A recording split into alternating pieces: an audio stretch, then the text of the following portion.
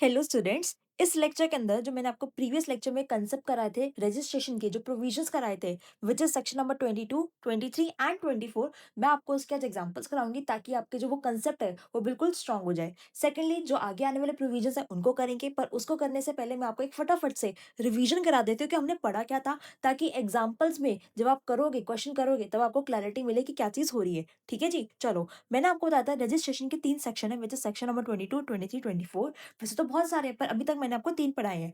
22 बात करता है थ्रेशोल्ड फॉर रजिस्ट्रेशन की, अगर आपने वो लिमिट को ब्रीच कर दिया, थ्रेशोल्ड को ब्रीच कर दिया, आपकी सेल उससे ऊपर हो गई तो आपको रजिस्ट्रेशन करवाना मैंडेटरी हो जाएगा। पर रजिस्ट्रेशन कहाँ पे कराना है? जहाँ पे आपका बिज़नेस है। मैम रजिस्ट्रेशन कब करवाना है? अगर मेरी जो एग्रीगेट टर्नओवर है, एग्रीगेट टर्नओवर को अगर मैं 1 लाइन में डिफाइन करूँ व्हिच इज़ मैम जितनी भी मेरी सेल्स है ऑल टुगेदर सारी सेल्स, चाहे वो एग्जेम्प्ट है, एक्सपोर्ट की सेल्स है, टैक्सेबल है, जीरो रेटेड है, जितनी भी सेल्स है सारी की सारी सेल्स को ऐड करना। पर ध्यान रखना कि सेल के अंदर कभी भी परचेज इंक्लूड नहीं होती। मतलब सारी आउटवर्ड सप्लाईज को इंक्लूड करेंगे, ना कि इनवर्ड सप्लाईज को। ठीक है, अगर वो MMT to Nagaland, make my trip to Nagaland, Tripura Manipur और मिजोरम और मेघालय में अगर मैंने वो करी है तो वहां पे मैं लिमिट देखती हूँ 10 लाख रुपीज की। अगर इससे ऊपर मेरी सेल्स हो गई तो मुझे रजिस्ट्रेशन करवाना पड़ेगा एज पर सेक्शन 22। और मैम ये जो 10 लाख की सेल है उसके अंदर चाहे वो गुड्स हो, सप्लाई हो, दोनों का मिक्स हो, सब चलेगा। उसके बाद बात करते हैं प्यूमा टीएस की which is Pondicherry, Uttarakhand, Meghalaya, Arunachal Pradesh, Telangana and Sikkim. यहाँ पे जो मेरी लिमिट है वो है 20 लाख रुपीज की, चाहे वो गुड्स की हो, सप्लाई की हो, दोनों की मिक्स की हो। फिर बात करते हैं बेटा एक्सटेंडेड लिमिट की विच इज 40 लाख की, जो सारी बची हुई स्टेट्स के अंदर एप्लीकेबल होती है। अगर सिर्फ और सिर्फ एक्सक्लूसिवली 100% हम गुड्स की सप्लाई कर रहे हैं तब तो 40 लाख मिलेगा। पर अगर उसके अंदर 1 रुपए की भी जो सेल है वो सर्विस की होगी, ठीक है, तो वहां पे मेरी जो लिमिट है वो घट के 20 लाख ही हो जाएगी। ठीक है जी, अब आगे चलते हैं। आगे मैंने क्या बताया आपको, जो एक्सटेंडेड लिमिट है वो आपको देखनी ही नहीं। अगर आप कंपल्सरी रजिस्ट्रेशन में फॉल करते हो, या फिर आपने खुद से कर लिया, या फिर आप नोटिफाइड गुड्स के अंदर हो, मतलब हम गुड्स तो है पर नोटिफाइड गुड्स है, तो 40 लाख की लिमिट आपको कोई सी भी स्टेट के अंदर मिलने वाली नहीं है। और वो नोटिफाइड गुड्स ये वाले हैं। ठीक है जी, उसके बाद मैम अगर मुझे कोई भी इंटरेस्ट रिसीव हो रहा है, जो लोन था उस पर डिस्काउंट, एडवांस डिपॉजिट कुछ भी रिसीव हो रहा है, तो एग्रीगेट टर्नओवर की कैलकुलेशन के अंदर मैं उसको ऐड करूंगी for the chapter of registration. पर अगर मेरा चैप्टर आता है कॉम्पोजिशन लेवाई का, जो कि हम आगे पढ़ेंगे, तो उसके अंदर इस चीज को मैं ऐड नहीं करूंगी। ठीक है जी, तो ये वाला पार्ट मेरा एग्रीगेट टर्नओवर में ऐड होगा। उसके बाद अगर मैंने एक स्टेट में रजिस्ट्रेशन ले लिया तो इसका मतलब मुझे मैंडेटरी कंपल्सरी सारी स्टेट्स में रजिस्ट्रेशन लेना पड़ेगा। ठीक है जी, इसका मैंने आपको एग्जाम्पल कराया था। उसके बाद अगर आपका सिर्फ एक मार्केटिंग ऑफिस है तो आपको रजिस्ट्रेशन वहाँ पे कराने की रिक्वायरमेंट नहीं है। अगर आपका कोई एजेंट है जो आपके बिहाफ पे गुड्स को सोल्ड कर रहा है एजेंट की कैपेसिटी में, तो वो एजेंट की एग्रीगेट टर्नओवर के अंदर ऐड हो जाएगा। ठीक है जी, और कोई भी अगर सेल, एमलगमेशन, डिमर्जर वगैरह हो रहा है तो नए पर्सन को जो चीज जा रही है उसको फ्रेश रजिस्ट्रेशन अप्लाई करना पड़ेगा। बिकॉज जो जीएसटी नंबर होता है वो आपके पैन नंबर पे बेस करता है, तो सामने वाले का अलग पैन तो उसका अलग जीएसटी होगा। फिर बात करते हैं बेटा सेक्शन नंबर 23 की, कहते हैं कि भाई भाड़ में जाए आपकी एग्रीगेट टर्नओवर, भाड़ में जाए कंपल्सरी रजिस्ट्रेशन। हम कहते हैं कि आपको रजिस्ट्रेशन करवाने की रिक्वायरमेंट ही नहीं है, आपको रजिस्ट्रेशन कभी भी कराने की जरूरत नहीं है अगर आप सेक्शन 23 सबसेक्शन 1 या फिर सबसेक्शन 2 के अंदर फॉल करते हो। 23 सबसेक्शन 1 क्या कहता है, अगर आप नॉन टैक्सेबल सप्लाई या फिर एग्जाम सप्लाई में डील करते हो, या फिर आप एक ऐसे एग्रीकल्चरिस्ट हो जो कि कल्टीवेशन, अपनी लैंड को कल्टीवेट करके जो सामान उग रहा है उसको सप्लाई करते हो। ठीक है जी, उसके अंदर कोई भी सामान आए जो कि out of the produce of land आए, लैंड से प्रोड्यूस होकर आए, तो आपको रजिस्ट्रेशन कराने की रिक्वायरमेंट नहीं है। फिर सबसेक्शन 2 क्या कहता है, notified person by central government. Central government ने कुछ लोगों को नोटिफाई कर रखा है कि उन लोगों को रजिस्ट्रेशन कराने की रिक्वायरमेंट नहीं है। ऐसे लोग जिनको आरसीएम में, मतलब बेसिकली जिसको मुझे टैक्स पे नहीं करना, सामने वाले रिसिपिएंट को टैक्स पे करना है। मैम अगर एक ट्रांजैक्शन है जिसके अंदर ये सप्लायर है, ये रिसिपिएंट है, ये गवर्नमेंट है, सप्लायर ने सामान भेजा पर जो रिसिपिएंट है उसी को ही गवर्नमेंट को डायरेक्टली टैक्स पे करना है, मुझे टैक्स पे करने की रिक्वायरमेंट नहीं है, तो सप्लायर को उस केस में रजिस्ट्रेशन लेने की भी रिक्वायरमेंट नहीं है। अगर हम इंटर स्टेट सप्लाई कर रहे हैं किसकी, सर्विसेज की, गुड्स की कर रहे हैं तो मैंडेटरी लेना पड़ेगा एज पर सेक्शन 24। अगर हम सिर्फ सप्लाई की कर रहे हैं तो मुझे रजिस्ट्रेशन लेने की रिक्वायरमेंट नहीं है। ठीक है, प्रोवाइडेड जो मेरी टर्नओवर है वो 10 लाख या 20 लाख से कम की है। फिर सीटीपी अगर हैंडीक्राफ्ट गुड्स, वैसे तो सीटीपी को मैंडेटरी रजिस्ट्रेशन लेने की रिक्वायरमेंट है एज पर सेक्शन 24, सीटीपी को मैंडेटरी करने की रिक्वायरमेंट है। ठीक है जी, ये रहा सीटीपी।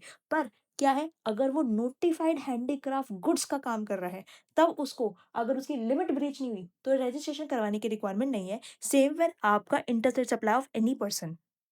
जॉब वर्कर की बात करें, अगर वो इंटरस्टेट सप्लाई कर रहा है सर्विसेज की, रजिस्ट्रेशन कराने की रिक्वायरमेंट नहीं है, प्रोवाइडेड उसकी जो टर्नओवर है 10 लाख या 20 लाख के कम हो और हमारा जो ई-कॉमर्स ऑपरेटर है वो।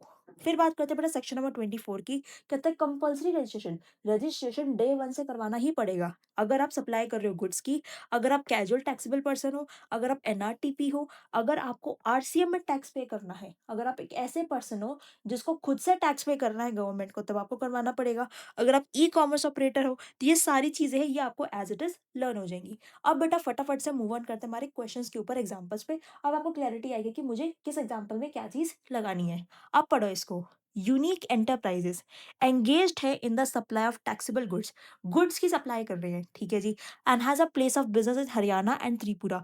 2 जगह पे उसका बिज़नेस है, एक हरियाणा में है, एक त्रिपुरा के अंदर है। हरियाणा इज़ अदर स्टेट्स में आता है और त्रिपुरा मेरा स्पेशल कैटेगरी स्टेट में आता है, which is make my trip to Nagaland. Haryana के अंदर जो मेरी एग्रीगेट टर्नओवर है, थ्रेशोल्ड लिमिट कितनी आएगी 40 लाख की, और यहाँ पे जो मेरी लिमिट है उसकी थ्रेशोल्ड लिमिट क्या आएगी 10 लाख की। जो भी टैक्सेबल सप्लाई हो रही है वो त्रिपुरा से हो रही है, जो कि एक स्पेशल कैटेगरी स्टेट है। तो जो जीएसटी की थ्रेशोल्ड लिमिट है रजिस्ट्रेशन की, वो 10 लाख रुपए हो जाएगी। अब इसका सिंपल सा कहने का मतलब है कि आप हरियाणा और त्रिपुरा दोनों में काम कर रहे हो, पर अगर आपकी एक भी स्पेशल कैटेगरी स्टेट आ गई जिससे आप टैक्सेबल सप्लाईज कर रहे हो, तो आपकी जो लिमिट थी वो 40 लाख, 20 लाख सबसे रिड्यूस होके वो आपकी सबसे नीचे 10 लाख के ऊपर आ जाएगी, बिकॉज़ आप एक स्पेशल कैटेगरी स्टेट से काम कर रहे हो। अगर यहाँ पे त्रिपुरा नहीं होता, यहाँ पे पौंडीचेरी होता, तो बेटा आपकी जो लिमिट होती, वो यहाँ पे 20 लाख तक रिड्यूस हो जाती। डन है? समझ में आ रहा है कि मैं क्या कर रही हूँ? ठीक है। फिर आगे, यूनिक एंटरप्राइजेज़ टैक्सेबल सप्लाई कर रहा है सिर्फ़ और सिर्फ़ हरियाणा से और त्रिपुरा से एग्ज़ेम्प्ट सप्लाईज़ कर रहे हैं। अगर आप कोई सी भी स्टेट से एग्ज़ेम्प्ट सप्लाई कर रहे हो, तो वहाँ पे आपको रजिस्ट्रेशन कराने की रिक्वायरमेंट नहीं है। सेक्शन 23 सबसेक्शन 1, ठीक है जी? तो यहाँ पे इस केस के अंदर आपकी जो थ्रेशोल्ड लिमिट है वो 40 लाख ही रहेगी, वो आपकी 10 लाख तक रिड्यूस नहीं होगी। क्यों? त्रिपुरा से आप एग्ज़ेम्प्ट सप्लाईज़ कर रहे हो। ठीक है जी? एग्जाम्पल नंबर 5, रोहित जो कि दिल्ली का है, वो एंगेज है इंट्रा स्टेट सप्लाई, मतलब दिल्ली का दिल्ली में ही कर रहा है, शूज का मतलब गुड्स की बात कर रहे हैं। एग्रीगेट जो टर्नओवर है उसकी 32 लाख रुपीज है। मैम दिल्ली के अंदर जो एग्रीगेट टर्नओवर होनी चाहिए वो अगर 40 लाख से ऊपर की है एज पर थ्रेशोल्ड लिमिट, तब उसको रजिस्ट्रेशन कराने की रिक्वायरमेंट है। सिर्फ दिल्ली में कर रहा है और गुड्स का कर रहा है सिर्फ और सिर्फ, तो भाई यहाँ पे जो लिमिट है वो 32 लाख की उसके है। हमारी लिमिट क्या थी एग्रीगेट टर्नओवर की थ्रेशोल्ड लिमिट, मैम 40 लाख, तो उसको रजिस्ट्रेशन कराने की रिक्वायरमेंट नहीं है। एग्जाम्पल नंबर 6, अगर सेम एग्जाम्पल 5 के अंदर ही रोहन जो है वो पान मसाला की सप्लाई कर रहा है, तो हमने क्या पढ़ा था, pan masala comes under the notified goods. देखो ना, ये मैंने आपको यहाँ पे पढ़ाया है, पान मसाला, आइसक्रीम, अदर एडिबल, ये आपका पान मसाला नोटिफाइड गुड्स के अंदर है और यहाँ पे आपको 40 लाख की लिमिट कभी भी नहीं मिलेगी। यहाँ पे आपकी जो लिमिट है वो रिड्यूस होकर कितनी हो जाएगी 20 लाख। अब उसने कितने की करी है मैम 32 लाख की, तो भाई उसको रजिस्ट्रेशन कराने की रिक्वायरमेंट है। ठीक है जी, यहाँ पे ये चीज़ लिखी हुई है। Example 7, Anita of Haryana is engage exclusively in the supply of taxable consultancy services. मतलब गुड्स की बात नहीं हो रही, सर्विसेज की बात हो रही है। जो उसकी एग्रीगेट टर्नओवर है वो 21 लाख रुपीज है। Since that 40 lakh threshold is applicable only on goods and not to the services, Anita जो है उसको रजिस्ट्रेशन कराने की रिक्वायरमेंट होगी, क्योंकि हरियाणा के अंदर 2 लिमिट है, अगर सिर्फ गुड्स में करेगा तो 40 लाख। मैम अगर 1 रुपए की भी सर्विस हो गई उसके अंदर या सर्विस में काम कर रहे हैं तो 20 लाख। अब उसने कितने कमा लिए 21 लाख, जो उसकी एग्रीगेट टर्नओवर है, जो कि 20 लाख से बड़ा है, तो उसको रजिस्ट्रेशन कराने की रिक्वायरमेंट होगी। फिर करण जो महाराष्ट्र का है वो सप्लाई कर रहा है आपके इलेक्ट्रिकल गुड्स, गुड्स की बात हो रही है, और also installation and repair services दे रहे हैं। जो उसकी एग्रीगेट टर्नओवर है वो है 22 लाख रुपए की, ठीक है, जिसके अंदर वो गुड्स और सर्विस दोनों सप्लाई कर रहा है। अगर वो दोनों सप्लाई कर रहा है तो महाराष्ट्र के अंदर उसकी जो लिमिट है वो 40 लाख नहीं होगी, वो होगी आपकी 20 लाख, और 22 लाख का वो एग्रीगेट टर्नओवर है, तो करण को रजिस्ट्रेशन कराने की रिक्वायरमेंट है। ध्यान से देखना, सिर्फ गुड्स है या गुड्स एंड सर्विस बोथ है। उसके बाद एग्जांपल 9, सुरेश जो मणिपुर का है, make my trip to Nagaland Manipur, वो इंट्रा स्टेट सप्लाई कर रहा है स्टेशनरी की, मतलब गुड्स की सप्लाई कर रहा है, जो उसकी एग्रीगेट टर्नओवर 11 लाख है। यहाँ पे स्पेशल कैटेगरी स्टेट के अंदर जो एग्रीगेट टर्नओवर की थ्रेशोल्ड लिमिट है वो है 10 लाख रुपीज, तो भाई सुरेश को आंख बंद करके रजिस्ट्रेशन कराने की रिक्वायरमेंट है। एग्जाम्पल 10, अगर सेम एग्जाम्पल 9 के अंदर सुरेश जो है एक्सक्लूसिवली सप्लाई कर रहा है टैक्सेबल सर्विसेज की, तो जो उसकी थ्रेशहोल्ड है वो 10 लाख रुपीज है। अकॉर्डिंगली उसको उस केस के अंदर भी जीएसटी रजिस्ट्रेशन कराने की रिक्वायरमेंट है। स्पेशल कैटेगरी स्टेट में 10 लाख की लिमिट, चाहे आप गुड्स सेल करो, चाहे आप सर्विस करो, चाहे आप बोथ करो, 10 लाख की ही लिमिट है। Example 11. KMB Limited engage exclusively in intrastate supply of taxable goods। कौन कौन सी स्टेट से, वो यहाँ पे गिवन है फरवरी 2025 के मंथ में। कौन कौन सी स्टेट है बेटा? मध्य प्रदेश से 5 लाख की, गुजरात से 14 लाख की, त्रिपुरा से 12 लाख की। अब एक चीज देखना, टैक्सेबल कर रहा है, कहीं भी एग्जेम्प्ट नहीं है। तो देखो, सबसे पहला फोकस, ये क्वेश्चन को सॉल्व करने का सबसे पहला तरीका, ढूंढो क्या इसके अंदर से कोई भी स्पेशल कैटेगरी स्टेट है क्या। सबसे पहली चीज क्या फाइंड करना है? सबसे पहली चीज फाइंड करना है special category state. Yes ma'am, Tripura मेरी स्पेशल कैटेगरी स्टेट होगी। अब त्रिपुरा में सेकंड स्टेप क्या होगा मेरा? अगर स्पेशल कैटेगरी स्टेट मुझे मिल जाती है, तो क्या उसकी जो लिमिट है, थ्रेशहोल्ड है, वो ब्रीच हो गई है? यस मैम, त्रिपुरा की जो लिमिट है वो है 10 लाख रुपीज की, यहाँ पे कितनी है? 12 लाख रुपीज की, ब्रीच भी हो गई। तो ओवरऑल जो मेरी एग्रीगेट टर्नओवर है, जो मेरी थ्रेशहोल्ड लिमिट है, जो मेरी थ्रेशहोल्ड लिमिट है, वो रिड्यूस होके कहाँ तक हो जाएगी? वो मेरी 10 लाख तक हो जाएगी। तो भाई यहाँ पे तो उन्होंने 31 लाख की एग्रीगेट टर्नओवर है, तो इसलिए उसको मैंडेटरी रजिस्ट्रेशन करवाना पड़ेगा, मध्य प्रदेश में भी, गुजरात में भी और त्रिपुरा में भी। अगर इसी केस के अंदर त्रिपुरा से वो एग्जेम्प्ट सप्लाईज कर रहा होता, तो यहाँ पे जो टर्नओवर होती है वो 31 लाख रुपीज है। लिमिट अप्लाई होती है आपकी 40 लाख की, क्योंकि सिर्फ गुड्स का काम कर रहा है, और उस केस के अंदर उसको किसी भी स्टेट में रजिस्ट्रेशन कराने की रिक्वायरमेंट नहीं होती। समझ रहे हो कौन से केस में? अगर त्रिपुरा से वो एग्जाम सप्लाईज कर रहा होता तो ये देखो, since KMB limited making supplies from Tripura, जो कि एक स्पेशल कैटेगरी स्टेट है, तो उसकी जो थ्रेशहोल्ड लिमिट है 40 लाख रुपीज की, उस पर एप्लीकेबल नहीं होगी। Accordingly lower threshold limit 10 lakh rupees की अप्लाई होगी। जो एग्रीगेट टर्नओवर है वो 10 लाख से ज्यादा की है, इसलिए केएमबी लिमिटेड को रजिस्ट्रेशन कराने की रिक्वायरमेंट है जीएसटी के अंदर। ठीक है जी। अब क्वेश्चंस बना रही हूँ, एग्जाम्पल क्लियर। क्वेश्चंस देखो, FMC 1, from the following data available in respect of 3 dealers. 3 dealer मेरे पास, अमल अमन, बिमल और चमन, जिनके एक से ज्यादा बिजनेसेस हैं इंडिया के अंदर। अब देखो यहाँ पे अमन, बिमल और चमन की चीजें मुझे दे रखी है। यहाँ पे बात कर रखे हैं टैक्सेबल गुड्स की, यहाँ पे बात कर रखी है टैक्सेबल सर्विसेज की, कि भाई अमन ने कौन कौन सी जगह से कितने गुड्स की सप्लाई करी है, कौन कौन सी जगह से कितनी सर्विसेज की सप्लाई करी है। अगर मैं देखूं, तो देखो टोटल इसका बन रहा है 23,20,000 रुपए अमन का, जो कि उसने सिर्फ गुड्स सेल करे हैं, एक तो पुणे से और एक केरला से। ठीक है जी। बिमल की बात करें, तो भाई इसने क्या कर रखा है? केरला, इसने क्या कर रखा है? आपका पुणे और केरला से गुड्स की सप्लाई कर रहा है, और पुणे और केरला से आपकी सर्विसेज की भी सप्लाई कर रहा है। टोटल 20,30,000 रुपए हो गया। और सिमिलरली अगर मैं चमन की बात करूं, तो उसने क्या कर रखा है? केरला, दिल्ली, लखनऊ से सिर्फ और सिर्फ गुड्स की सप्लाई कर रहा है। 35 लाख रुपीज की इसकी टर्नओवर होगी। आपको बताना है कि कौन से पर्सन को जीएसटी में रजिस्ट्रेशन लेने की रिक्वायरमेंट है। तो मुझे एक चीज बताओ, एक एक को पकड़ो। क्या टैक्सेबल गुड्स है अमन के केस के अंदर? मैम यस, अमन जो है सिर्फ और सिर्फ गुड्स की सप्लाई कर रहा है, सर्विस की सप्लाई नहीं कर रहा। ठीक है जी। तो अमन के ऊपर 3 लिमिट अप्लाई होती है, विच इज़ 10 लाख, 20 लाख और 40 लाख, डिपेंडिंग ऑन स्टेट की कौन सी स्टेट से काम कर रहा है। अगर वो सर्विस में भी काम कर रहा था, तो 40 लाख की लिमिट तो उसको मिलती नहीं, तो अभी इसके लिए तीनों लिमिट खुली हुई है। अब काम कहाँ से कर रहा है? पुणे और केरला दोनों मेरी स्पेशल कैटेगरी स्टेट के अंदर नहीं आती है, तो इसका मतलब इसको एक्सटेंडेड लिमिट 40 लाख रुपीज़ की मिल जाएगी। इसने जो एग्रीगेट टर्नओवर है उसके अंदर 23,20,000 की ही सेल्स करी है, आउटवर्ड सप्लाई जो उसकी है, जो कि 40 लाख से बहुत कम है, इसलिए इसको रजिस्ट्रेशन कराने की रिक्वायरमेंट नहीं है। तो देखो, since Aman is exclusively engage in supply of taxable goods, जो उसकी एनहांस थ्रेशहोल्ड लिमिट है वो उसको 40 लाख की मिलेगी। एग्रीगेट टर्नओवर जो उसकी है वो 23,20,000 रुपए की है, जो कि 40 लाख से एक्सीड नहीं करती। अमन को रजिस्ट्रेशन कराने की रिक्वायरमेंट नहीं है। अब सेकंड बात करते हैं किसकी? बिमल की। बिमल जो है गुड्स और सर्विस दोनों में काम कर रहा है, तो बिमल के लिए सिर्फ दो ही लिमिट होगी, एक तो 10 लाख की और दूसरी 20 लाख की। 40 लाख की लिमिट सर्विस के केस के अंदर अगर काम करता तो मिलती नहीं है। अब देखो, अगर कोई भी स्पेशल कैटेगरी स्टेट है, मैम स्पेशल कैटेगरी स्टेट तो है नहीं, तो यहाँ पे जो उसको लिमिट मिलेगी वो मिलेगी 20 लाख की। तो देखो, इसने टोटल एग्रीगेट टर्नओवर कितनी है? 20,30,000 रुपए, जो कि ग्रेटर है 20 लाख से, तो उसको रजिस्ट्रेशन कराने की रिक्वायरमेंट है। Bimal is engaged in the supply of both taxable goods and services, therefore जो enhanced threshold limit है 40 लाख रुपीस की, वो उसको नहीं मिलेगी, बिकॉज गुड्स और सर्विस दोनों में काम कर रहा है। जो नॉर्मल थ्रेशोल्ड लिमिट है 20 लाख रुपए की, वो उसको मिल जाएगी अंडर सेक्शन 22, क्योंकि बिमल जो है कोई भी स्पेशल कैटेगरी स्टेट के अंदर लोकेट नहीं करता, बिमल लोकेट करता है एक नॉन स्पेशल कैटेगरी स्टेट के अंदर। सिंस जो एग्रीगेट टर्नओवर है उसकी 20,30,000 रुपए है, जो कि 20 लाख से ज्यादा की है, बिमल जो है उसको रजिस्ट्रेशन कराने की रिक्वायरमेंट है। अब बात किसकी करेंगे बेटा? चमन की। ये रही चमन की बात। इसके अंदर कोई भी टैक्सेबल सर्विसेज है ही नहीं। टैक्सेबल सर्विसेज़ नहीं कर रहा। सिर्फ़ और सिर्फ़ बेटा किसमें काम कर रहा है? गुड्स में काम कर रहा है। ये रही और गुड्स के अंदर देखोगा 3 लिमिट है इसके पास 10 लाख, 20 लाख और 40 लाख। क्या कोई भी स्पेशल कैटेगरी स्टेट है इसका? तो मैम स्पेशल कैटेगरी स्टेट तो कोई भी नहीं है। ना 10 अप्लाई होगा, ना 20 अप्लाई होगा। इस पे extended limit of 40 lakh rupees की एग्रीगेट टर्नओवर अप्लाई होगी। इसकी एग्रीगेट टर्नओवर कितनी है? 35 की, 40 से कम की है, तो इसको रजिस्ट्रेशन कराने की रिक्वायरमेंट नहीं है। तो Chaman exclusively engage in supply of taxable goods, सिर्फ़ और सिर्फ़ गुड्स में काम कर रहा है। हैज़ जो उसकी एनआईएस थ्रेशोल्ड लिमिट है वो 40 लाख रुपीज़ की हो जाएगी। जो उसकी अभी की एग्रीगेट टर्नओवर है वो है 35 लाख रुपीज़, जो कि 40 लाख से एक्सीड नहीं करती है। इसलिए चमन को जीएसटी में रजिस्ट्रेशन कराने की रिक्वायरमेंट नहीं है। आई होप आपको ये क्वेश्चन क्लियर हो गया होगा।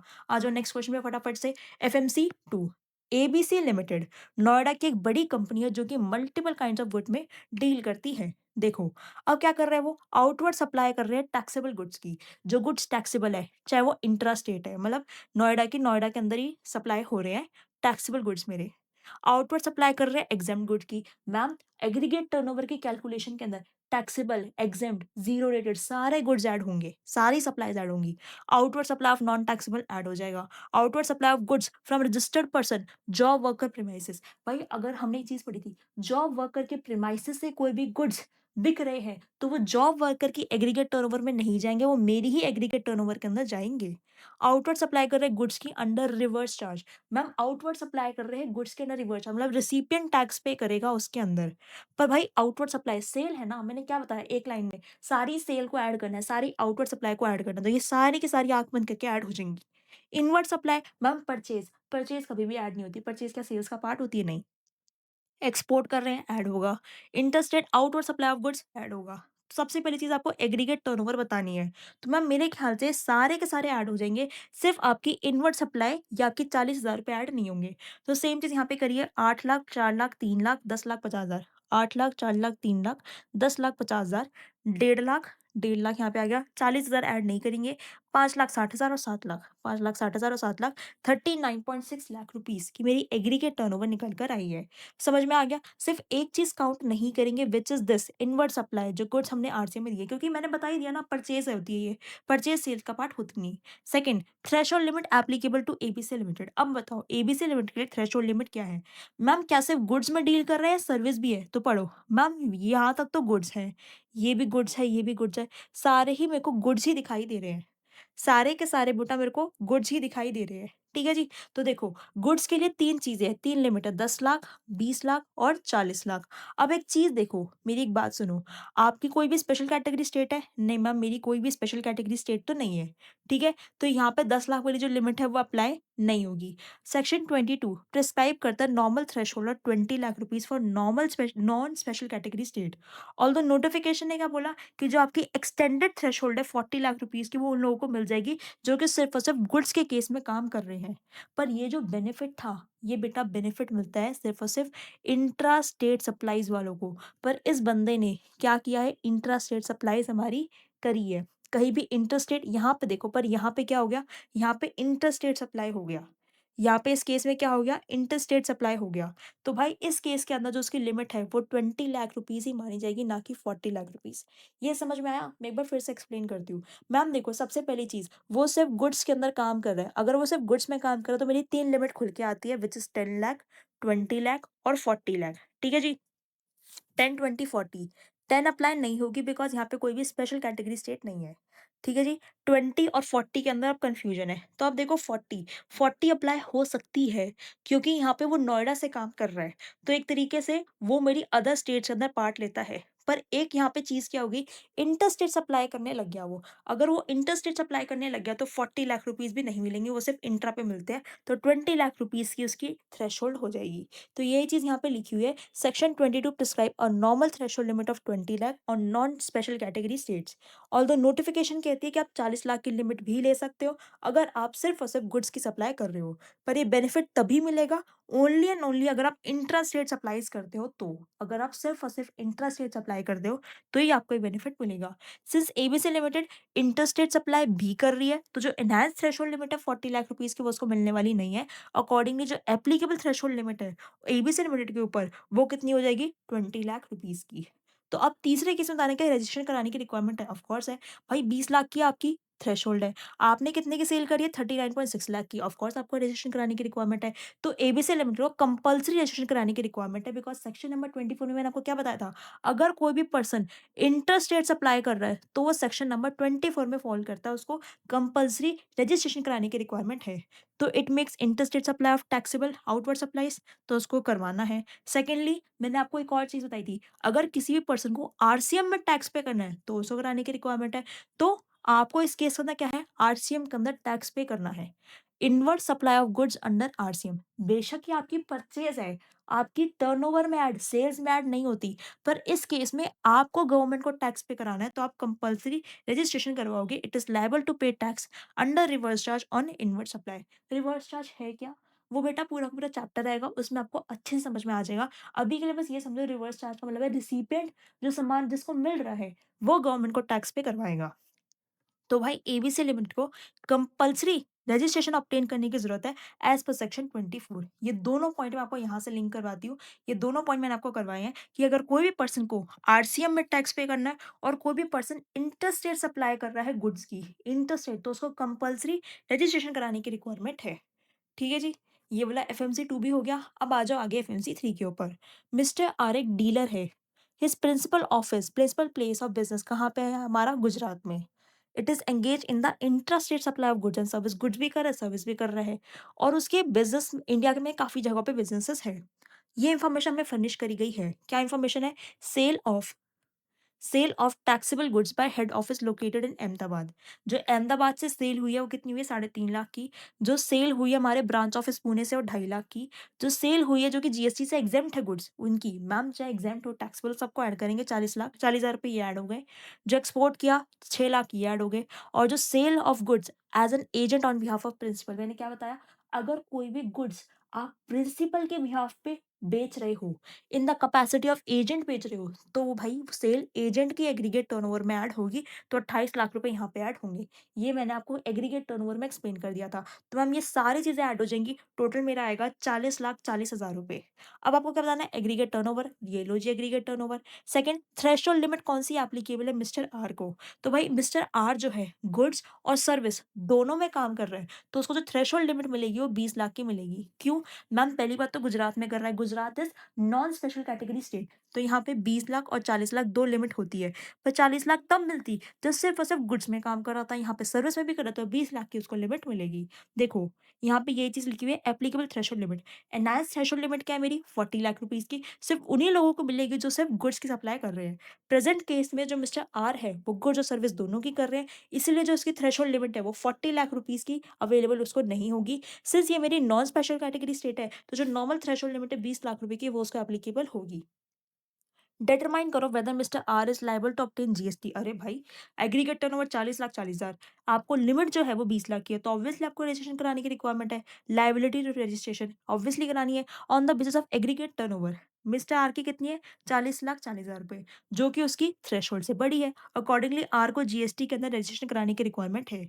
सेकंड चीज, आर जो है वो सप्लाई कर रहा है, देखो एक चीज यहाँ पे क्या है, एजेंट के तौर पे सप्लाई कर रहा है on the behalf of principal. ये मैंने आपको सेक्शन नंबर 24 कंपल्सरी रजिस्ट्रेशन में भी कराया था कि अगर आप एजेंट की कैपेसिटी में सेल कर रहे हो, अगर आप ये देखो मैं आपको सिखाती हूँ, ये वाली चीज मैंने आपको सिखाई भी थी, एजेंट वाली।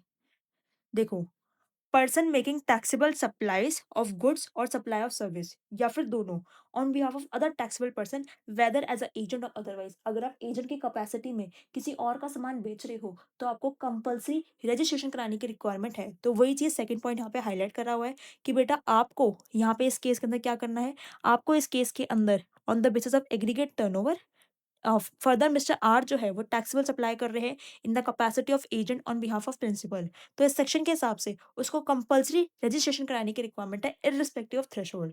दस, जो मिस्टर आर है उसको जीएसटी लेना है on the basis of aggregate turnover section 22 के हिसाब से भी, और on the basis of section number 24, क्योंकि वो एजेंट की कैपेसिटी में सामान को बेच रहे हैं। ठीक है जी। एफएमसी 4, एफएमसी 4 क्या कह रहा है? Decide giving reason whether registration under GST is required और नॉट, बताओ रजिस्ट्रेशन करने की रिक्वायरमेंट है या फिर नहीं है। पी, जो कि क्वालिफाइड चार्टर्ड अकाउंटेंट है, अच्छा जी, जो कि मणिपुर में बेस्ड है, ओके, मणिपुर मतलब special category state, okay. Qualified chartered accountant मतलब मैम काम किसका करेगा, सर्विसेज का करेगा।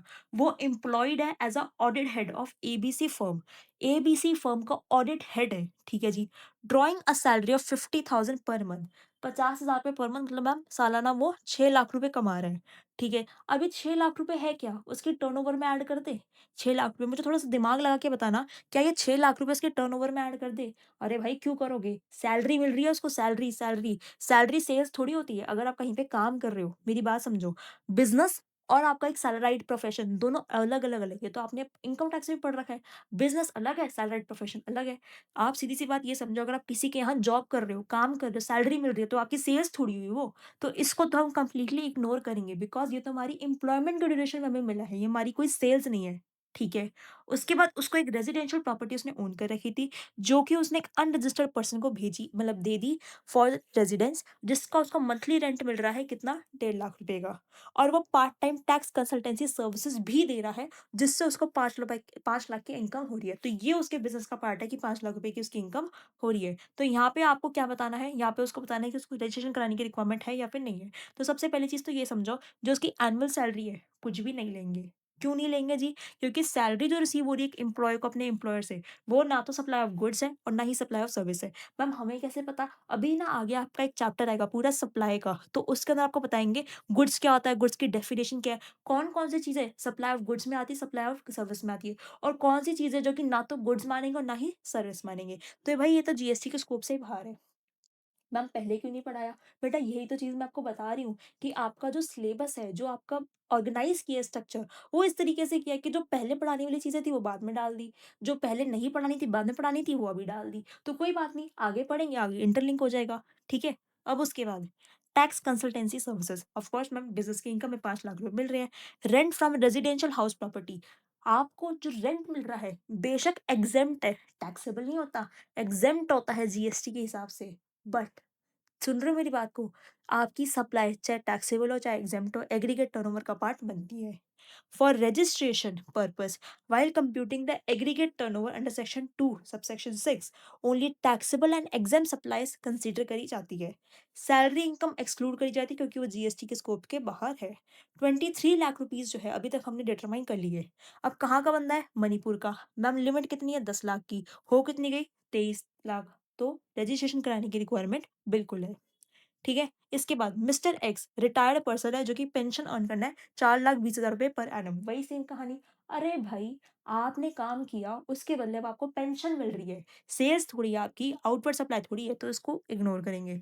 उसके 2 बसेस हैं जो कि एंगेज है, ध्यान देना 2 बसेस हैं जो कि एंगेज है ट्रांसपोर्टेशन सर्विस के अंदर, जो कि to a local school for transportation of faculty, staff and students. Student को फैकल्टी को लेकर आती है, छोड़कर आती है, जिसके लिए वो 2 लाख रुपए पर एनम पर बस चार्ज करता है। 2 लाख 1 साल के पर बस। कितनी बस है? 2 बस, 4 लाख रुपए हो गए। और उसको एफडी से एनुअल अर्निंग हो रही है कितनी? 10,60,000 रुपए की। तो देखो यहाँ पे आ जाओ। इस केस के अंदर क्या हुआ? पेंशन इनकम इंक्लूड नहीं करेंगे। यहाँ पे कितना हो जाएगा? 4 लाख रुपए ट्रांसपोर्टेशन सर्विसेज एग्जेम्प्ट है। और जो उसको इंटरेस्ट मिल रहा है फिक्स डिपॉजिट पे 10,60,000 का, वो भी इसका एग्जेम्प्ट है। ये क्यों? मैंने आपको एक टॉपिक कराया था अभी, इंटरेस्ट, डिपॉजिट्स, एडवांस रजिस्ट्रेशन के लिए एग्रीगेट टर्नओवर में इंक्लूड करते हैं। तो भाई एग्रीगेट टर्नओवर कितनी होगी? 14,60,000 रुपए। कहाँ का बंदा है जी? ये जो आपका बंदा है, ये उसने बताया ही नहीं। तो जब वो बताता ही नहीं है, तो मान के चलेंगे एक स्पेशल कैटेगरी स्टेट से बिलॉन्ग करता ही नहीं है। हम यही मान के चलेंगे। तो एज़ पर सेक्शन 23, ठीक है? अच्छा, स्पेशल कैटेगरी स्टेट से बिलॉन्ग करता नहीं, इसकी एग्रीगेट टर्नओवर ये है। अब एक चीज़ ध्यान रखने वाली बात क्या है, अगर आप कोई भी काम कर रहे हो, कोई भी स्टेट से कर रहे हो, चाहे वो नॉन स्पेशल कैटेगरी स्टेट ही क्यों ना हो, एग्ज़ेम्प्ट काम है, तो उसके लिए आपको रजिस्ट्रेशन कराने की रिक्वायरमेंट है ही नहीं। As per section 23 of CGST, person जो कि एक्सक्लूसिवली एग्जाम सप्लाईज में काम कर रहा है, उसको जीएसटी में रजिस्ट्रेशन कराने की रिक्वायरमेंट नहीं है, irrespective of turnover. Mister x जो है वो सारी की सारी एग्जाम सप्लाईज ही कर रहा है। मैम आपको कैसे पता कि ये दोनों एग्जेम्प्ट है? आगे एग्ज़म्पशन वाला चैप्टर आएगा उसमें कनेक्ट हो जाएगा।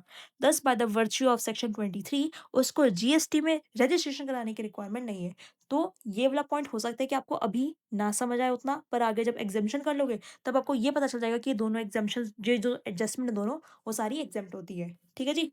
चलो पॉइंट नंबर 3 का कहता है मिसेस आर एक होम मेकर है रिसाइडिंग इन तमिलनाडु। ओके। वो आपकी हैंडमेड अपनी कैंडल्स, डेकोरेटिव आइटम्स को ऑनलाइन मार्केट प्लेस पे बेचती है, जो कि हमको पता ही है कि भाई ऑनलाइन अमेज़न वगैरह पे, मीशो वगैरह पे बेच रही है ई-कॉमर्स ऑपरेटर के थ्रू। उसकी जो टर्नओवर ऑन सेल की है वो कितनी है? 9,80,000 रुपए। मिसेस आर की कोई और इनकम नहीं है, has no other income liable to GST. तो आपको ये बताना है अगर जो ई-कॉमर्स ऑपरेटर है, उसको टैक्स कलेक्ट करना है अंडर सेक्शन 52, टीसीएस कलेक्ट करना है, और उसको अगर टीसीएस कलेक्ट नहीं करना, तो दोनों केसेस में क्या होगा, ये भी चीज़ मैंने आपको कंपल्सरी रजिस्ट्रेशन में समझाई थी। पहले केस में ईसीओ को अगर टैक्स कलेक्ट करना है, तो आपको जीएसटी में रजिस्ट्रेशन कराने की रिक्वायरमेंट है। पर अगर ईसीओ को टैक्स कलेक्ट नहीं करना, तो आपको जीएसटी में रजिस्ट्रेशन कराने की रिक्वायरमेंट नहीं है, बिकॉज़ आप एग्रीगेट टर्नओवर को ब्रीच नहीं कर रहे। आप सुनो मेरी बात को। मैम, जो मेरी टर्नओवर है वो कितनी है? 9 लाख 9.8 लाख। ठीक है जी? पर यहाँ पे वो तमिलनाडु से काम कर रही है। तो भाई जो मेरी लिमिट है वो 10 लाख की थोड़ी होगी, वो तो ज़्यादा की होगी। तो उस केस के अंदर मैं एग्रीगेट टर्नओवर को तो ब्रीच नहीं कर रही, मतलब बेसिकली जो मेरी थ्रेशोल्ड है उसको मैं ब्रीच नहीं कर रही। पर मैंने आपको सेक्शन नंबर 24 में बताया था कि अगर ईसीओ आपका टीसीएस काट रहा है, तब आपको रजिस्ट्रेशन कराने की रिक्वायरमेंट है। ईसीओ आपका टीसीएस नहीं काट रहा, तो रजिस्ट्रेशन कराने की रिक्वायरमेंट नहीं है। तो देखो यहाँ पे यही चीज़ पढ़ो, एज़ पर सेक्शन 24, पर्सन जो कि सप्लाई कर रहा है ई-कॉमर्स ऑपरेटर के थ्रू, उसको टैक्स, अगर ई-कॉमर्स ऑपरेटर को टैक्स कलेक्ट करना है अंडर सेक्शन 52, तो उस पर्सन को कंपल्सरी रजिस्ट्रेशन लेने की रिक्वायरमेंट है, इर्रिस्पेक्टिव ऑफ एग्रीगेट टर्नओवर। चाहे टर्नओवर ₹1 की क्यों ना हो, सेल ₹1 की क्यों ना हो, उसको जीएसटी में रजिस्ट्रेशन कराने की रिक्वायरमेंट है। Therefore Mrs X liable to obtain GST registration, notwithstanding कि उसके टर्नओवर क्या है। सेकंड सिचुएशन में ईसीए को टैक्स टीसीएस कलेक्ट करना ही नहीं है, तो यहाँ पे सेक्शन 24 अप्लाई होगा नहीं। अकॉर्डिंगली जो लायबिलिटी है कि रजिस्टर करवाऊँ या फिर ना करवाऊँ, वो डिपेंड करती है सेक्शन 22 के हिसाब से, मतलब आपकी थ्रेशोल्ड लिमिट के हिसाब से। मिसेस एक्स जो है तमिलनाडु में लोकेटेड है, जो कि एक नॉन स्पेशल कैटेगरी स्टेट है, और जो उसकी एग्रीगेट टर्नओवर अभी कितनी है? 9,80,000, जो कि थ्रेशोल्ड लिमिट से एक्सीड नहीं करती है, तो उसको रजिस्ट्रेशन कराने की रिक्वायरमेंट नहीं है। अभी नोट क्या कहता है? Compulsory registration for person supplying goods और service through e-commerce operator arises only where, जब ऑपरेटर जो है उसको टीसीएस कलेक्ट करना है, अदरवाइज नॉर्मल जो रजिस्ट्रेशन है टर्नओवर के बेसिस पे वो अप्लाई होगा। ये चीज़ मैंने आपको बेटा यहाँ पे लिखवा रखी है, देखो। ये चीज़ यहाँ पे लिखवा रखी है कि अगर अगर अगर एवरी ईसीओ जिसको टीसीएस काटना है उसको कंपल्सरी रजिस्ट्रेशन कराने की रिक्वायरमेंट है। ठीक है जी? साथ-साथ में पर्सन डिडक्टिंग टीडीएस वगैरह है उसको भी कराने की रिक्वायरमेंट है। तो पर्सन रिक्वायर्ड टू पे टैक्स अंडर 95 ईसीओ जो है उसको करानी। तो ये वही चीज़ है कि अगर ईसीओ आपका टीडीएस काट रहा है, तो फिर आपको रजिस्ट्रेशन कराने की रिक्वायरमेंट बेटा होगी। ठीक है जी? यहाँ तक कहानी ओके हो गई। ये आपके एफएमसी 4 भी हो गया। ठीक है? अब आ जाओ, आगे मैं आपको प्रोविजंस कंटिन्यू करवाती हूँ, ठीक है? सेक्शन 25 बात करता है वॉलंटरी रजिस्ट्रेशन की, कि अपनी मर्ज़ी से जाके आप अपने आप को रजिस्टर करवा सकते हो। The person can opt for voluntary registration if even if he is not liable to registration under section 22 और 24। सेक्शन 22 के हिसाब से, 24 के हिसाब से अगर आपको रजिस्ट्रेशन कराने की रिक्वायरमेंट नहीं है, फिर भी आप अपने आप को सेक्शन 25 के हिसाब से वॉलंटरी रजिस्टर करवा सकते हो। Once voluntary registration is taken, जितने भी प्रोविजन है जीएसटी एक्ट के वो आप सब पे एप्लीकेबल हो जाएँगे, और आपको जीएसटी की सारी रिटर्न्स भरनी पड़ेगी, आपको टैक्सेस की पेमेंट करनी पड़ेगी। अगर एक बार आपने अपने आप को वॉलंटरी रजिस्टर करा दिया, तो जो-जो कंप्लायंसेस, जो-जो प्रोविजंस होते हैं जीएसटी एक्ट के अंदर, वो सारे आपके ऊपर लगने चालू हो जाएँगे। अब इसके कुछ एडवांटेजेस है। एडवांटेजेस क्या है? वॉलंटरी रजिस्ट्रेशन हम क्यों लेते हैं? ताकि हमारा जो आईटीसी है, इनपुट टैक्स क्रेडिट है, इसका सीमलेस फ्लो जो है वो मेंटेन रहे। Seamless flow of ITC maintain रहे, इसलिए मतलब जो बेसिकली मैंने परचेज़ किया और जो मैं बेचूँगी, तो फिर बेचने पे, सेल करने के टाइम पे जो मुझे टैक्स की लायबिलिटी आई है, वो मैं अपनी इनपुट जो मैंने खरीदा था, उसके टैक्स से माइनस करवा दूँगी, सेट ऑफ करवा दूँगी, ताकि आईटीसी का सीमलेस फ्लो चलता रहे। To give tax invoice to customers, जो भी मुझसे सामान खरीद रहे हैं, वो मैं उनको टैक्स इनवॉइस दे पाऊँ। अगर मेरे पास जीएसटी का बेटा रजिस्ट्रेशन नहीं है, तो मैं उसको टैक्स इनवॉइस या फिर जीएसटी चार्ज करके जो इनवॉइस है, वो दे सकती नहीं हूँ, बिकॉज़ मेरे पास जीएसटी का रजिस्ट्रेशन ही नहीं है, जीएसटी नहीं है। तो भाई मैं उसपे जीएसटी काट काट के कर भी क्या सकती हूँ? नहीं कर सकती।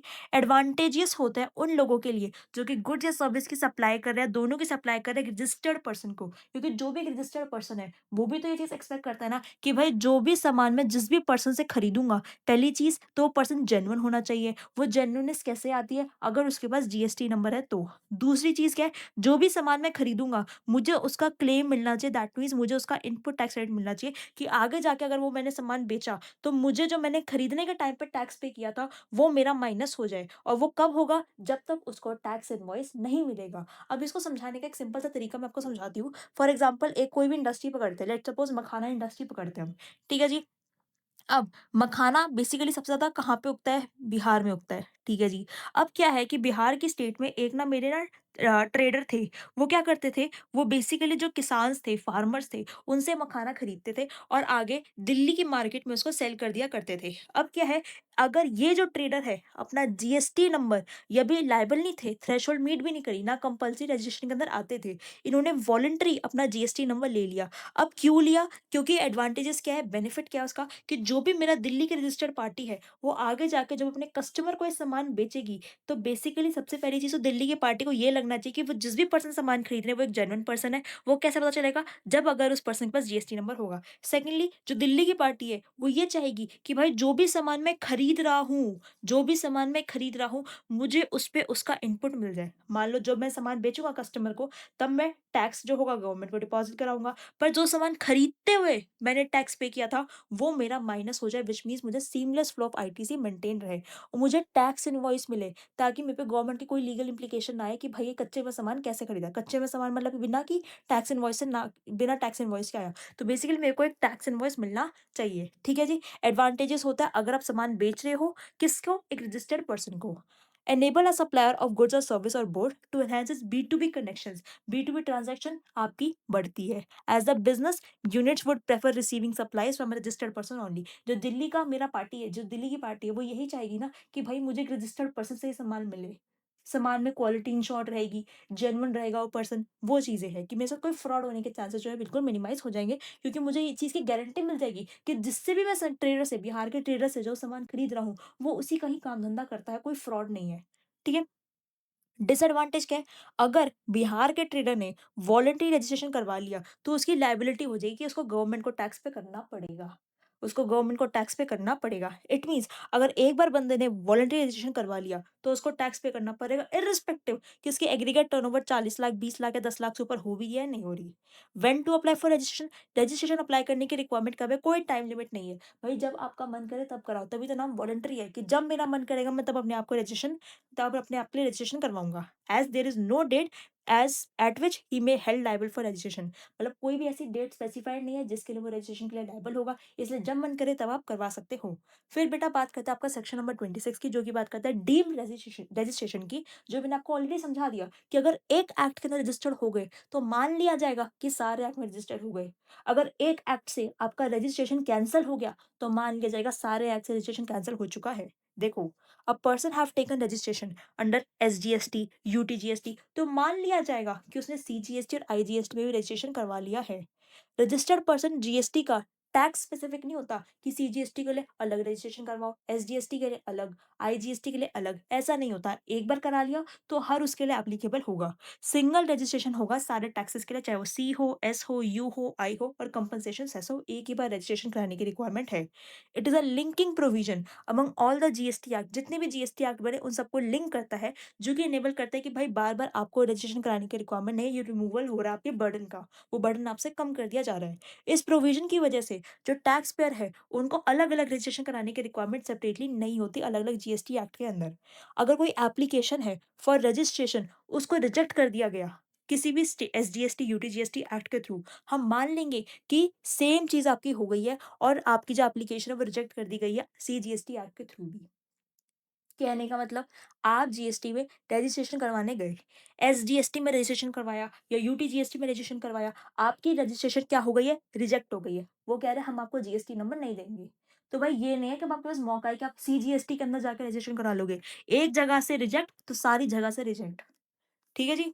उसके बाद सेक्शन 25(8) रेड विद रूल 16 कहते हैं suo motu registration by proper officer. जो प्रॉपर ऑफिसर क्या है मैम, जीएसटी की अथॉरिटी है जो कि जीएसटी की पूरी भागदौड़ संभालता है। इसका मतलब क्या है, जीएसटी के सारे कंप्लायंसेस को इंश्योर करता है कि सारे पर्सन सही तरीके से काम कर रहे हैं नहीं कर रहे। सुओ मोटो मतलब अपनी मर्जी से रजिस्टर कर देता है प्रॉपर ऑफिसर। कब करेगा भाई, वो मुझे टेम्पररी रजिस्टर कर देगा अगर उसको लगता है कि कोई भी ऐसा सर्वे के थ्रू, इंक्वायरी के थ्रू, इंस्पेक्शन के थ्रू अगर उस पर्सन को ये लगता है कि मुझे रजिस्टर होना चाहिए था जीएसटी के अंदर, पर मैंने अभी तक जीएसटी में अप्लाई नहीं किया रजिस्ट्रेशन के लिए, तो जो ऑफिसर है मुझे टेम्पररी बेसिस के ऊपर रजिस्टर कर देगा। अगर कोई भी इंक्वायरी, सर्वे, इंस्पेक्शन के थ्रू उसको ऐसा लगता है कि भाई मेरी तो टर्नओवर ब्रीच हो गई या फिर मुझे रजिस्ट्रेशन के लिए रजिस्ट्रेशन करवा लेना चाहिए था, पर अगर मैंने नहीं करवाया तो मुझे टेम्पररी बेसिस पे रजिस्टर कर देगा। The officer will issue an order for his temporary registration. अब ऑप्शंस क्या है टेम्पररी रजिस्ट्रेशन के रजिस्टर्ड पर्सन को? आरपी का मतलब क्या होता है बेटा? Registered person. जो पर्सन विद टेम्पररी रजिस्ट्रेशन है उसके पास दो ऑप्शन है कि भाई जीएसटी का रजिस्ट्रेशन अप्लाई कर लो 90 डेज के अंदर ऑफ टेम्पररी रजिस्ट्रेशन। मतलब जिस दिन प्रॉपर ऑफिसर ने आपको टेम्पररी बेसिस पे रजिस्टर कर लिया उसके 90 डेज के अंदर आप एप्लीकेशन फाइल कर दो और खुद से अपने आप को रजिस्टर कर लो। या फिर आपको लगता है कि भाई नहीं, इसको गलती हुई है, इसने क्यों मेरे को रजिस्टर किया, मैं तो लायबल ही नहीं था, तो भाई उसके अगेंस्ट में अपील फाइल कर दो। दो ही चीज़ है आपके पास, या तो हाँ करोगे या ना करोगे। हाँ करोगे तो 90 दिन के अंदर रजिस्ट्रेशन करवा लेना, ना करोगे तो भाई अपील फाइल कर देना। फिर अपील के बाद क्या होगा? Post appeal process. अगर अपील कर दी गई अपने और एपेलेट अथॉरिटी जो मतलब आपका ट्रिब्यूनल है वो एग्री करता है कि भाई रजिस्ट्रेशन तो होना चाहिए था, तो पर्सन को भाई 30 दिनों के अंदर आपको करवा लेना चाहिए अपना जीएसटी के अंदर रजिस्ट्रेशन। ठीक है जी। तो देखो, अगर मैं आपको एक चार्ट बनाऊं तो क्या बन रहा है? प्रॉपर ऑफिसर अगर लगता है कोई भी इंक्वायरी, इंस्पेक्शन या सर्वे के थ्रू लगता है कि आपको रजिस्टर करवा देना चाहिए था, तो वो आपको टेम्पररी बेसिस पे रजिस्टर करा देगा। अब जब भी वो आपको टेम्पररी रजिस्ट्रेशन करवा के देगा, तो या तो आप उस चीज़ को मानोगे या नहीं मानोगे। अगर मानोगे, तो जिस दिन आपने टेम्पररी रजिस्ट्रेशन करके दिया, मतलब प्रॉपर ऑफिसर ने आपका टेम्पररी रजिस्ट्रेशन करके दिया, 90 डेज़ के अंदर आप जीएसटी में रजिस्टर करवा लेना। क्योंकि अभी तो टेम्पररी बेसिस पे हुआ है, फुल एंड फाइनल रजिस्ट्रेशन आप 90 डेज़ में करा लेना। अगर नहीं मानते, तो भाई अपील फाइल कर देना। अपील फाइल करने के बाद अगर एपेलेट अथॉरिटी को लगता है कि भाई आपको रजिस्टर होना चाहिए था, तो भाई जिस दिन उसका ऑर्डर आया उसके 30 दिनों के अंदर रजिस्टर करा लेना। अगर उनको लगता है कि नहीं होना चाहिए था, तो कोई बात नहीं, वो आपका टेम्पररी रजिस्ट्रेशन को कैंसल कर देंगे। ठीक है जी। Effectiveness of GSTN. GSTN given after the process will be effective. कौन से डेट से इफेक्टिव होगा? Will be effective from the date the officer issued a temporary registration. जो आपको फाइनल जीएसटी नंबर मिल के आएगा, वो उस दिन से माना जाएगा कि उस दिन से आपका चालू हो चुका है, उस दिन से आपका वैलिड हो चुका है। किस दिन से? जिस दिन आपको टेम्पररी रजिस्टर किया गया था। Officer issued the temporary registration, जिस दिन से किया गया था उस दिन से हम मान लेंगे कि भाई आप तो रजिस्टर हो चुके हो। फिर when to apply for registration. Normal case में रजिस्ट्रेशन के लिए अप्लाई कब करना है? रजिस्ट्रेशन अप्लाई करना है एक स्टेट या यूनियन टेरिटरी में कितने दिनों में? It shall be applied within 30 days from the date on which he become liable for registration. भाई उसकी जो टर्नओवर थी, टर्नओवर की लिमिट कब ब्रीच हो गई? जिस दिन ब्रीच हुई उसके 30 दिनों के अंदर अपने आप को रजिस्टर कर देना। अब इसके एक्सेप्शन क्या है? ये जो 30 दिन है ये आपके 5 डेज इन एडवांस हो जाएंगे इन केस ऑफ सीटीपी और एनआरटीपी। अभी आगे आने वाली डिस्कशन में सीटीपी और एनआरटीपी को डिस्कस में डिटेल में डिस्कस करूंगी कि होते क्या है। पर ये दो ऐसे लोग हैं जिनको अपना बिजनेस चालू करने से पहले 5 दिन पहले रजिस्टर करवा लेना होता है। It shall be applied at least 5 days before the commencement of business. कि सीटीपी को पता है कि भाई यहाँ पे एग्जीबिशन लगने वाली है, लेट सपोज 20 को लगने वाली है, तो 5 दिन पहले, 5 दिन पहले 15 तारीख या 14 तारीख से 14 तारीख उसको अपने आप को रजिस्टर करवा लेना चाहिए पहले। नॉर्मल सिनेरियो में जिस दिन लायबल हुए, जिस दिन आपकी एग्रीगेट टर्नओवर की लिमिट जो है वो ब्रीच हो गई, जिस दिन आपकी सेल्स जो है वो बढ़ गई, ज़्यादा हो गई लिमिट से, तो उसके 30 दिनों में करा लेना। और सीटीपी और आरटीपी के केस का था 5 दिन पहले। भाई जब भी रजिस्ट्रेशन करवाओगे, पैन आपके पास 101% होना चाहिए। Pan is mandatory. क्यों भाई? जीएसटी नंबर के अंदर जो डिजिट्स होती है वो पैन की ही तो होती है। तो भाई जब तक पैन नंबर नहीं है तब तक जीएसटी नंबर ही बन ही नहीं पाएगा। तो pan is mandatory. Person must hold pan number under income tax act 1961 for registration. Exception क्या है? पैन की कब कब जरूरत नहीं पड़ेगी? अगर पर्सन रजिस्ट्रेशन कर रहा है सिर्फ टीडीएस के लिए या टीसीएस के लिए, मतलब टैक्स के लिए अगर वो रजिस्ट्रेशन कर रहा है, कोई भी उसकी जीएसटी की फाइलिंग नहीं है, तब पैन की नीड नहीं है। और एनआरटीवी के केस के अंदर मैम ये तो नॉन रेजिडेंट टैक्सेबल पर्सन है, नॉन रेजिडेंट है, इसके पास पैन नंबर कहाँ से आएगा? तो इसको पासपोर्ट के बेसिस पे रजिस्ट्रेशन नंबर मिल सकता है। इसको पासपोर्ट के बेसिस पे रजिस्ट्रेशन नंबर मिल जाएगा, इसका पैन होना ज़रूरी नहीं है बिकॉज़ कहाँ से लाएगा? परमानेंट अकाउंट नंबर इंडिया के लोगों के लिए एनआरटीपी कहाँ से लाएगा? अगर नहीं है, तो पासपोर्ट के बेसिस पे मिल जाएगा। अदरवाइज़ नॉर्मल केस सिनेरियो में जब तक पैन नंबर नहीं है, तब तक जीएसटी का रजिस्ट्रेशन नहीं हो सकता। अब एक आपको कांसेप्ट समझाती हूँ कि कैसे-कैसे ये चीज़ें फ्लो होती है। अब लेट्स सपोज़ अगर आप इस स्टेट पे आओगे, ये देखो, ये आपकी महाराष्ट्र की स्टेट है, ठीक है जी। अब इस स्टेट से आप क्या कर रहे हो, अपना स्टॉक ट्रांसफ़र कर रहे हो। आपने अपना स्टॉक ट्रांसफ़र किया यूपी के अंदर, आपने अपना स्टॉक ट्रांसफ़र किया गोवा के अंदर। क्या हो गया ये? इंटर स्टेट हो गया कि एक जगह से माल बेसिकली कुछ नहीं है, ये आपने क्या किया, ब्रांच टू ब्रांच ट्रांसफ़र किया। ये आपका हेड ऑफ़िस है, ये ब्रांच 1 है, ये ब्रांच 2 है, लेट्स सपोज़ आपने अपना स्टॉक ट्रांसफ़र किया है, सिर्फ़ और सिर्फ़ स्टॉक ट्रांसफ़र।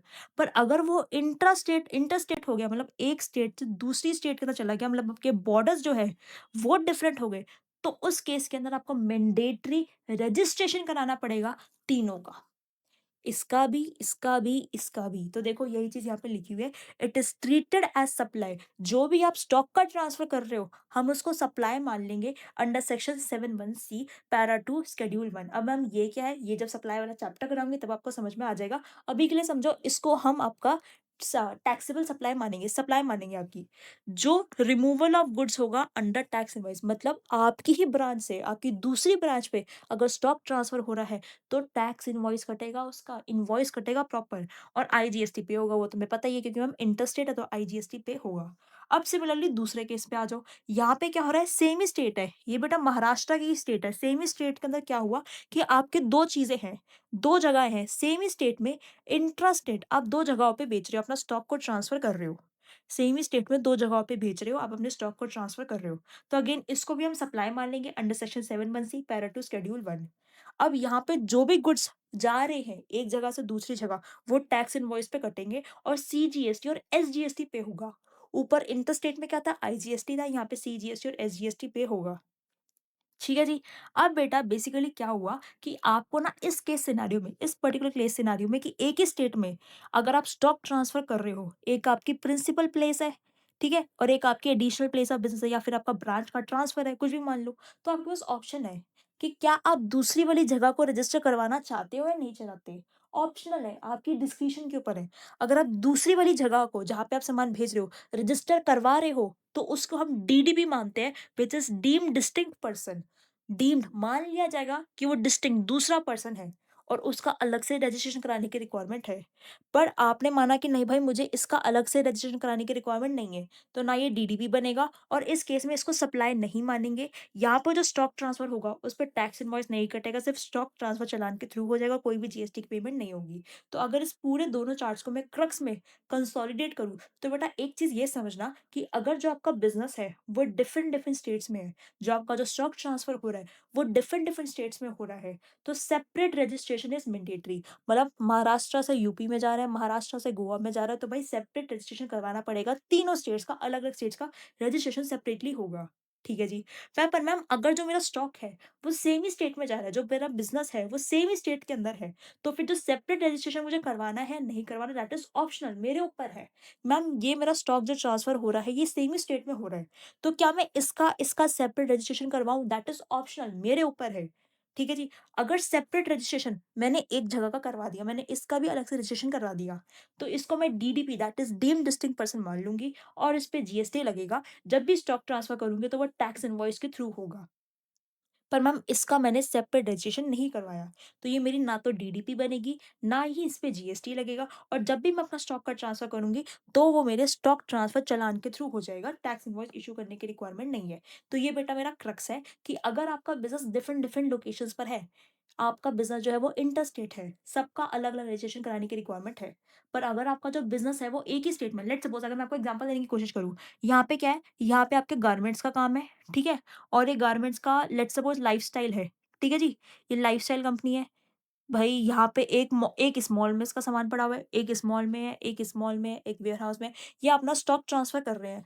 अगर इसका और इसका अलग से रजिस्ट्रेशन करा लिया, तो जो भी सामान जा रहा है, उस पे जीएसटी लगेगा। मैम इसका मतलब तो यही हुआ, मेरे एक घर में से सामान निकल के दूसरे घर में जा रहा है, तो उस पे भी जीएसटी लगेगा? बिल्कुल लगेगा, अगर आपने दोनों घर को अलग-अलग रजिस्टर करवा रखा है तो। पर मैम अगर मेरे एक घर से सामान निकल के दूसरे घर के अंदर जा रहा है, ब्रांच टू ब्रांच ट्रांसफ़र हो रहा है, दूसरे घर में जा रहा है और अगर मैंने दूसरे वाले को रजिस्टर नहीं करवाया, तो उस पे जीएसटी नहीं लगेगा। पर मैम अगर ये जो घर से घर जाने लग रहा है, सेम स्टेट के अंदर है तब तो ये काम चल जाएगा। पर अगर ये डिफरेंट स्टेट में है, तो मैंडेटरी रजिस्ट्रेशन कराना ही पड़ेगा। मतलब मैम अगर मैं ये सोचने की कोशिश करूँ कि अगर मेरा दिल्ली में एक वेयरहाउस है, उसका सामान मैं उठा के हरियाणा में पहुँचाना चाहती हूँ, तो भाई उस सामान की ट्रांसपोर्टेशन के ऊपर जीएसटी लगेगा। This is called this is called the concept कि भाई समझ में आया? डिफरेंट स्टेट में किया तो रजिस्ट्रेशन मैंडेटरी है। आगे चलते हैं। Issue of registration certificate. भाई जीएसटी नंबर पाने के लिए आपको क्या मिलती है? आरसी, रजिस्ट्रेशन सर्टिफिकेट आपको मिलेगा। ठीक है जी। If application for the grant of registration is approved, भाई एप्लीकेशन दी, उन्होंने कहा ठीक है आपका रजिस्ट्रेशन कर देते हैं, अप्रूव्ड। तो आपको एक सर्टिफिकेट ऑफ रजिस्ट्रेशन मिलेगा जिसके अंदर आपकी principal place of business that is PPOB, principal place of business and आपकी additional place of business that is APOB, दोनों मेंशन होती है कि भाई अगर जो मेरा मेन ऑफिस है, मैं यहाँ से काम कर रही हूँ और वो मेरा जो दूसरी चीज़ें हैं, दूसरी लोकेशन है, वो मेरी एडिशनल प्लेस ऑफ बिज़नेस है। ये सब चीज़ें आपको मिलती है कहाँ पे? इन द फॉर्म जीएसटी आरएजी 06 हमारे कॉमन कॉमन पोर्टल पे व्हिच इज़ जीएसटी पोर्टल के ऊपर।